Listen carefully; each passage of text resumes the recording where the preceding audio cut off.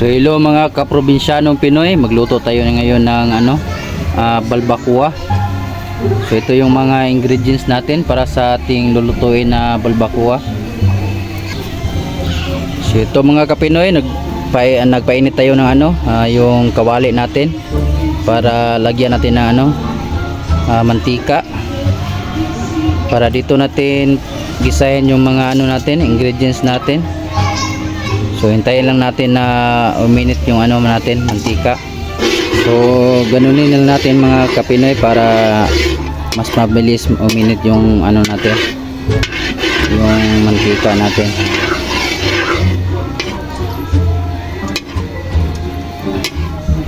Hintayin lang natin na uminit ng konti, tsaka natin ilagay yung mga ingredients natin.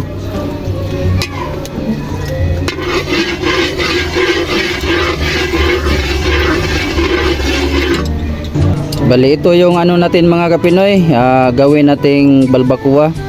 So ito mga balat ng baka, saka yung mga laman nila, laman ng baka mga kapinoy. So sobrang sarap nito. So ito mga kapinoy, mag na tayo ng mga ingredients. Halu-haluin lang natin para mahilo, sama yung mga natin, yung maluto talaga sa mantika. So tamang halo lang mga kapinoy.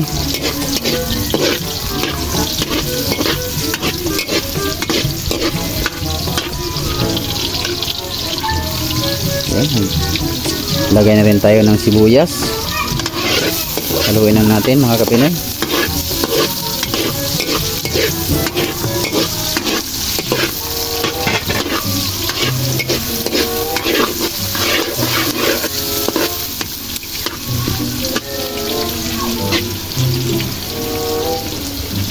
So halo-haluin lang natin mga kapinoy para maging malasa yung balbacoa natin, para maging masarap talaga. So hintayin muna natin ng konti na maging mabango yung natin, sibuyas saka ahos, may pa,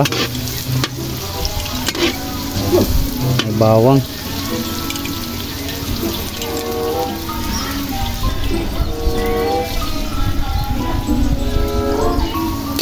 So ito mga kapinoy, ulitin lang natin sa paghalo para maging malasa yung natin,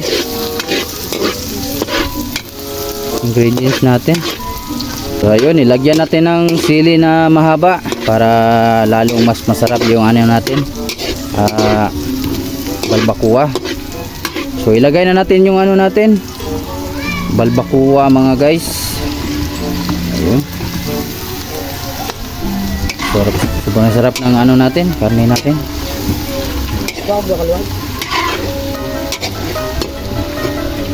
So yun mga kapinoy, haluin lang natin mga kapinoy yung kawali natin, sumasayaw-sayaw. Yun mga kapinoy, kasi hindi pantay yung paglagay ko kanina ng kawali. So mga kapinoy, haluin lang natin para maging malasa yung natin, balbacoa mamaya, para sobrang sarap talaga.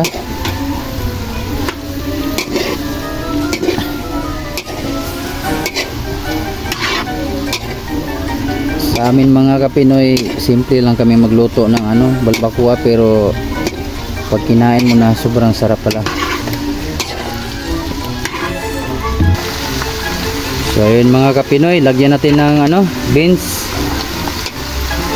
So may kulang pa yung natin mga kapinoy, ingredients. Wala tayong pork and beans saka oyster kasi naubusan dito sa tindahan namin.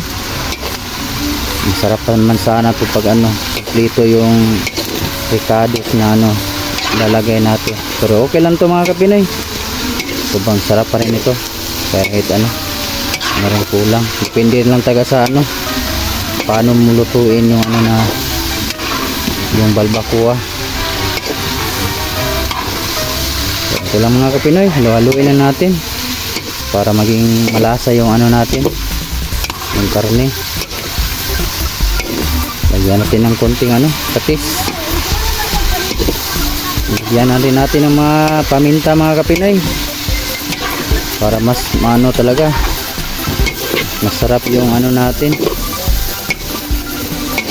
balbacoa. So ganito lang mga kapinoy, halo-haloin lang natin mga kapinoy para maano talaga sa karne yung ano natin, yung ingredients. Okay na, gulo. So mga kapinoy, lagyan pa natin ng star anise para mas mabango yung ano natin.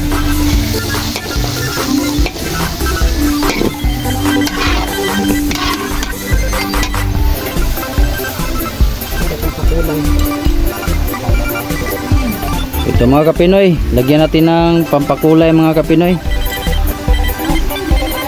Mga kapinoy, salain na natin mga kapinoy para ano, maging makulay yung ano natin, yung balbacoa natin mamaya, para maging mas lalo masarap. Ganito talaga ang buhay probinsya mga kapinoy, simple lang, pero kahit ganito kasimple, basta masaya, okay lang. Sobrang bango na ng ano natin mga kapinoy, balbacoa. So, ito mga kapinoy, lagyan natin ng ano, pampadilaw, yung turmeric, para diminaw yung ano natin, balbacoa mga kapinoy, para masarap talaga.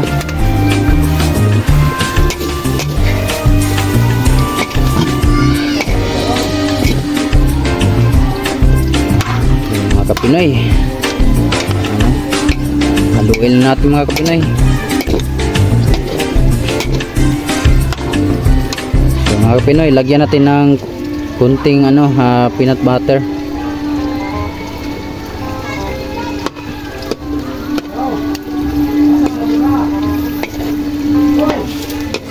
Haluin lang natin yung peanut butter mga kapinoy.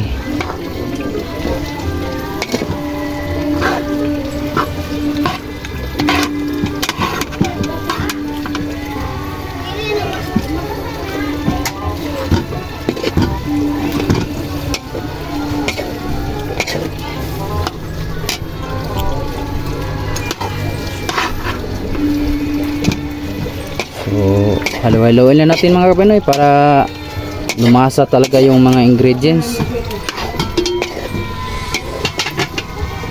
So ayun mga kapinoy, nilipat natin ng nilagyan yung balbacoa natin. So nilagyan na rin natin ng kunting ano, sabaw. Kuluan lang natin mga kapinoy para lumapot yung ano natin, lumapot yung mga ingredients na nilagay natin. So tama na tong sabaw na to. Yun. Hintayin na natin kumulo mga kapinoy. So yun mga kapinoy, haluin na natin mga kapinoy. Ayan, kumukulo na mga kapinoy.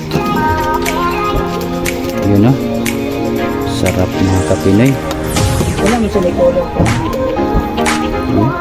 Hindi sa likolo. Sobrang lambot na nito mga kapinoy. Ipula daw.